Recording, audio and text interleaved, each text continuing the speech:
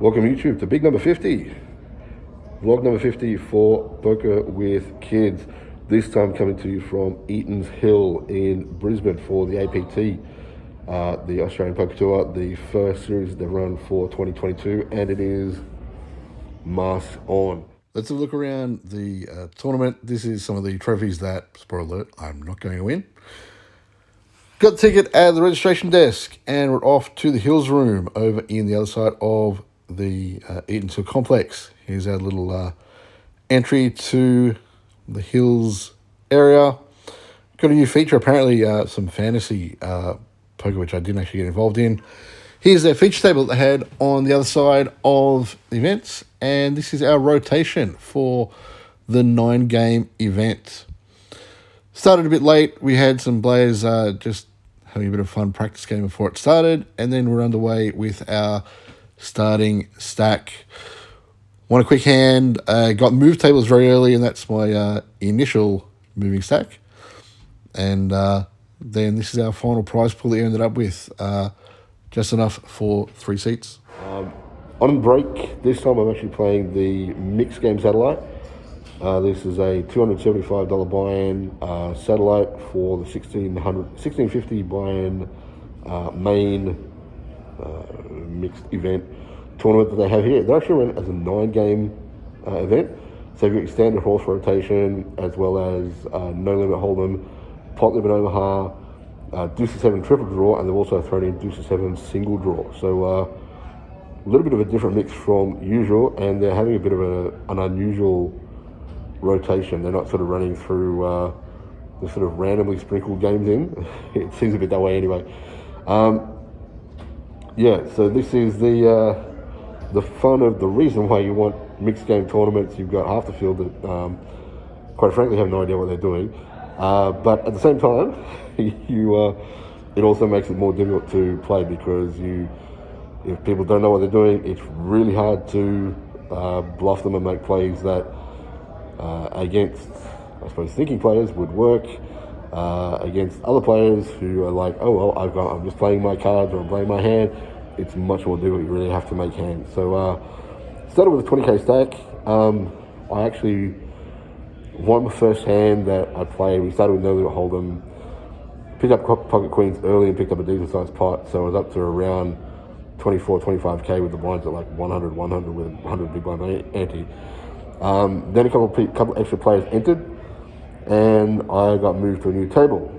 Then we had a few extra entries coming in, one of which was Mike Maddox, who you may remember from a while ago, the Vlogger with Paradise series that I was involved in a few years ago.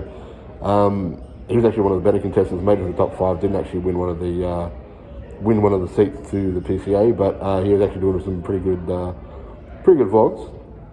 But he actually knows how to play mixed games. So he sat down at my table, all well and good, and then ended up getting into a pretty big PLO hand with him. Ended up having ace queen 4 with ace 4 of diamonds. I'd potted pre, he repotted, and given that he'd already made it 3k, and we're sitting with 20k start stacks, I don't want to go crazy in PLO. The strength of playing in one of these mixed game tournaments is the non-hold'em or pot limit over game. So I want to try and focus on the stud games, the triple draw games that other people are generally going to be worse at. So I just called the 3000, saw a flop of 10 of clubs, 8 of clubs, and 5 of spades, and I just check called.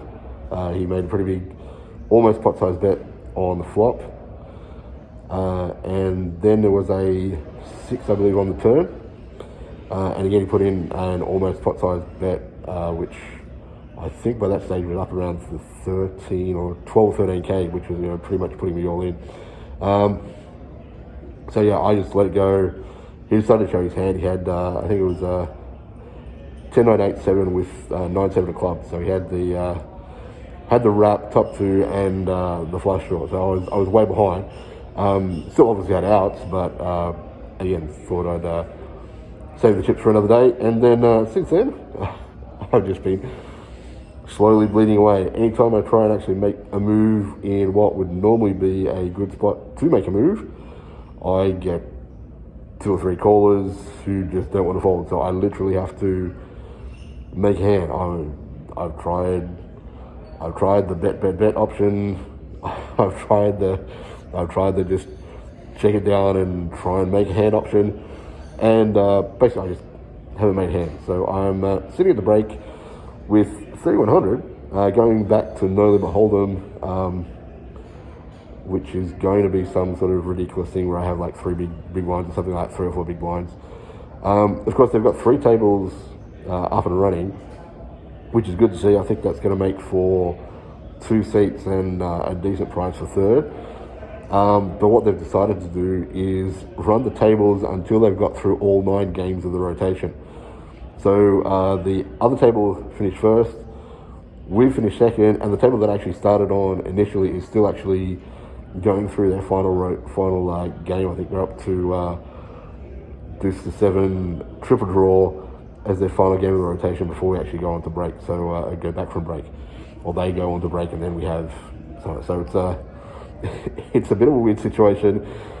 The break that starts at some point will finish at some point. Go back to no limit hold'em where I've got basically no chips. So it's a case of all in a fold pretty much. So yeah, it's interesting. But by the same token, if things had gone differently, I could very easily see myself sitting there with a double starting stack, if not more. But yeah, and just to add to the add to the woes, Mike's actually to my direct left, so he's got position on me on every hand except for one. So that sort of sucked for a high-low hand, stud high-low hand that we played, where I had a strong board, but I'd actually paired on 5th. I think I had something like 7-3 in the hole and had a board of 5 deuce 3. Then I caught a big card and actually paired again on the on 7th Street. And if I actually had the 7 low, Mike would be drawing dead, but he decided that he was going to call down with a 9 low, and his call was good. But again, it's one of those frustrating situations where in another situation things might have played out differently, and I think if I'd actually bet dark on the river, I probably could have got a fold. But I actually made the mistake of thinking about it too much and then checked, which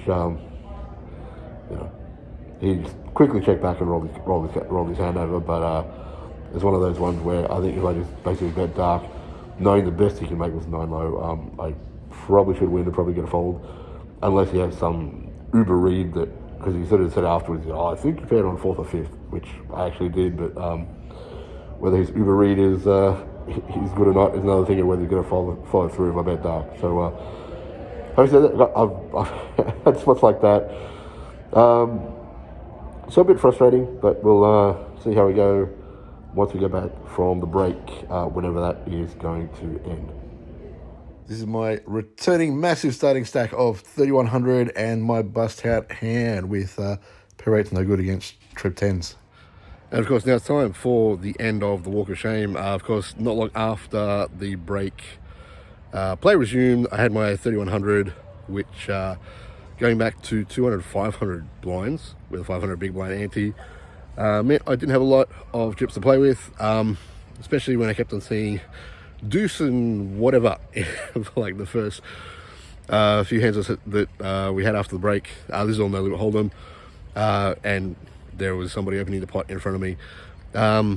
Ended up on the button, had 1900 left, so ace-8 offsuit, moved all in, got snap called by Mike Maddox in the small blind, who had king 10 suited, and of course he flopped a 10, jack 10, I think it was 5, and for insurance he turned a 10 as well, so I was drawing dead and made the constellation pair of 8s on the river. But I'm out.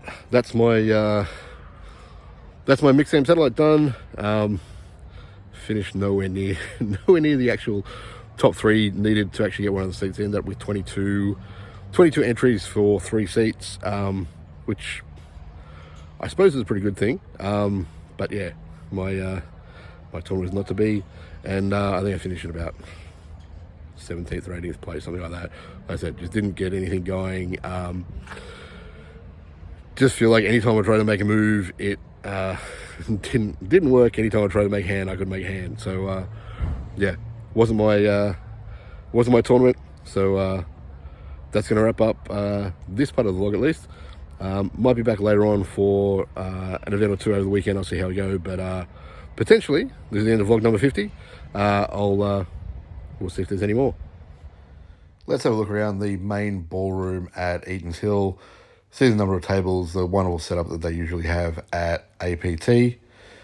Here's some of the upstairs mezzanine area. They normally run satellites and some of the smaller events up there. And the banners, again, the OCD in me doesn't quite have the banners all in sequential order, but they are banners. There's a view from the upstairs area looking down at the main playing hall. Again, plenty of tables, well laid out, and makes for a really good tournament. There's our feature table just there, RFID with LCA Poker doing the commentary and all that, and the other side of the champion posters. And here's our feature table with our commentary. Tom Barrow doing a bit of commentary, I think, with Corey Van Yarsveld there. There's some more of the banners, and Milo looking over things. Again, another shot of the main hall. Again, the banners in a bit more detail with past main event champions. Okay, so there's no more poker for vlog number 50, but I thought I'd wrap up things with just a few general comments about the APT series. Series overall, pretty successful. Over 1.5 million in overall prize money and almost 5,000 individual entries to events, which is fantastic numbers, particularly given the state of how things are at the moment with COVID, various restrictions which are sort of slowly being removed, and an attempt to get back to normality, albeit that we're still, the new normal. The new normal is what we're in at the moment. But to get 1.5 million in prize money, to get almost 5,000 entries is fantastic overall for the APT. But the thing that I suppose concerns me more is the actual what's happening with the mixed games itself. First of all, well done to I believe it was Chris Borg that won the actual 9-game tournament. Don't know Chris at all, but well done for winning the tournament. But the big issue that I have is the fact that the satellite the day before had 22 runners, and the actual main tournament only had 18 runners. And to me, or in my mind, I think the fact that you're getting more runs for a satellite than an actual event means that there's something wrong with what you're offering. And I think in this case, it's the price point. $16.50 is a significant buy-in. Yes, I understand that given that it's mixed games and trying to run it as a self-dealt thing would be potentially chaos. There'd be inconsistencies and stuff like that all over the place. So I understand that the event needs to be dealer run. So by definition, if it's going to be a dealer run event, I suppose the house fee, the entry fee part of it needs to be not insignificant, so that they're going to make money to be able to afford to pay the dealers, and as well as the usual sort of things that they need to cover to run the tournament. However, I think $16.50 is too much, put simply. And I think the price what they probably should be looking for is somewhere in the middle. It's obvious that with dealers, it needs to be a dealer run event, so it can't be in the lower tier self-dealt events that they've now separated the events into. There's like a two-tier system. I think they call it Sapphire and Diamond, between those that are dealer-dealt and those that are self-dealt. So I understand that as a dealer-dealt event, it needs to be in the higher tier, and accordingly a bigger buy-in. But putting up to $16.50, I think, just discourages people from playing. So I think Something that would be better would be in that $400 to $600 range would be a much more viable entry fee, where I would imagine you'd get obviously more than 18, and I'd say you'd probably be getting closer to sort of 40 or 50 entries to the tournament, which makes for a decent tournament, makes for a decent prize pool. Doesn't mean that you're going to have to come in the top sort of 2 or 3 to get paid.